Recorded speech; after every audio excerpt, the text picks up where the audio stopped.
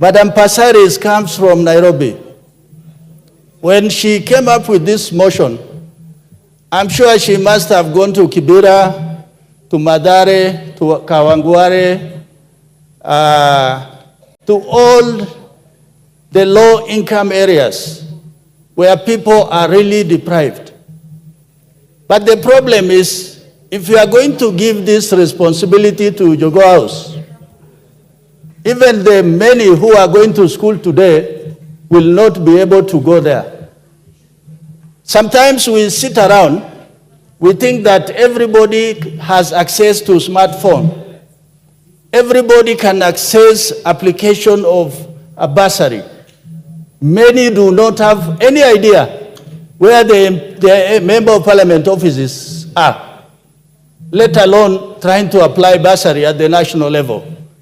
The advantage of what is happening today, if we members of parliament are diligent, whether ANGAF or NGCDF, is for the two of us to put our heads together so that in collaboration we are able to coordinate so that there's no duplication. There's this thing called presidential bursary. Why is it necessary? Who at that level, at the ministry level, knows the people of Manyatajilo in Saku constituency? How many households are there? Who are the poorest of the poor? So for that reason, we cannot abrogate our responsibilities to somebody else who we know he will be unable to achieve that. In Nairobi, the issue of school feeding. Now the county is taking over. What has happened with the ministry? So with those few remarks,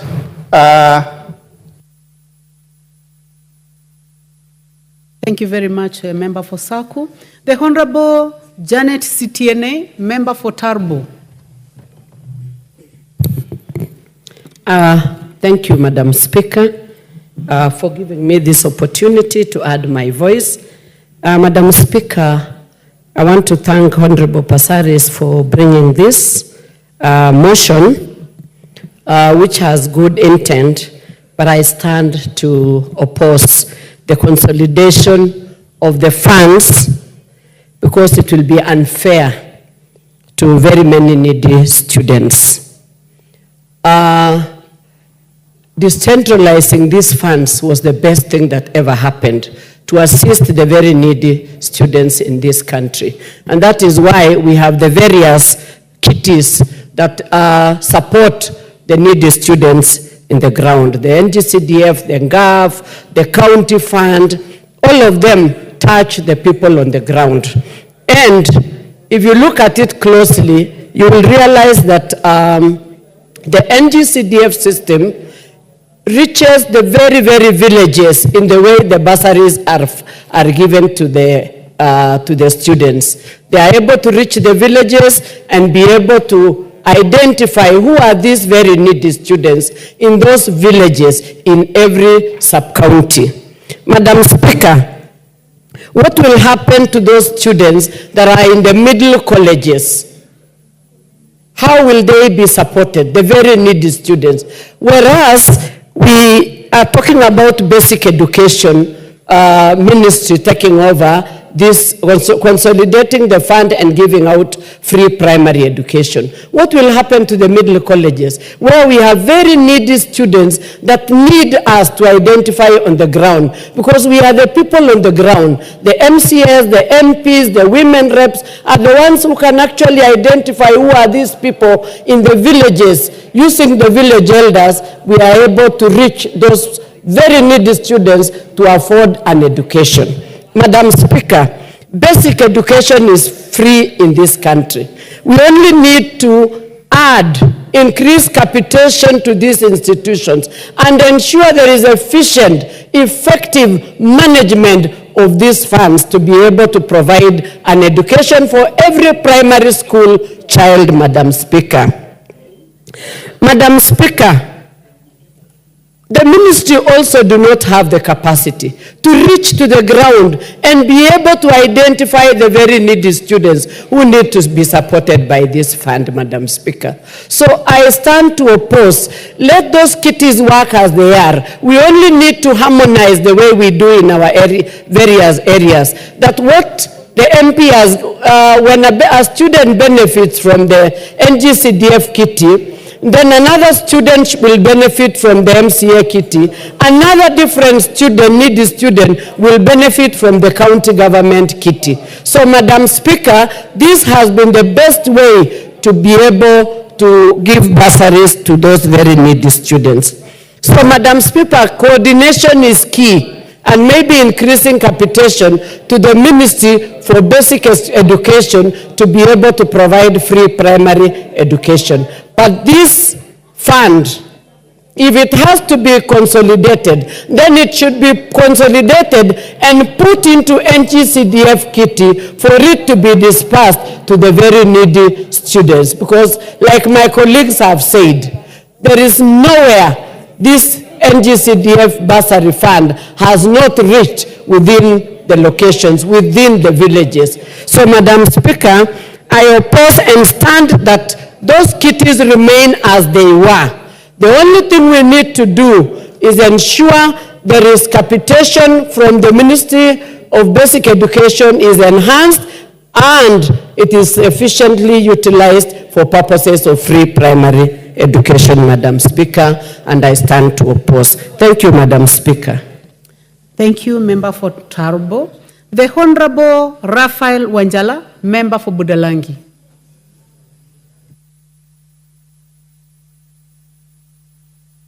Kindly pass the mic to the Honorable Member for Budalangi. Thank you, Honorable Speaker, for giving me this chance to contribute on this very, very extremely important motion. Madam Speaker, education is equalizer. If you ask these honorable members in which families they are coming from, each one of them has a history to tell. How they grew up, how they came up, and what they were doing. But because of education, it has helped them to be where they are today. Even if some of them were coming from poor families, even if some of them were coming from rich families, today they are earning same salary, they enjoy same privileges, they know how to live amongst each other because of education. They know how to communicate. Even if they go to Europe, they know how to live with each other, how to talk and how to address others, and how to associate. That is because of education.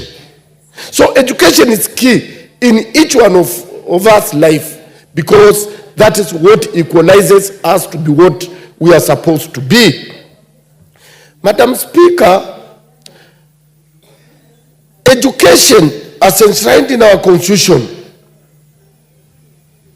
is a right. And when something is inscribed in our Constitution as a right that cannot be varied, then let it remain a right for each one of our young children to access it without any hindrance. And that is why I want to congratulate Madam Passaris for this motion. And Madam Speaker,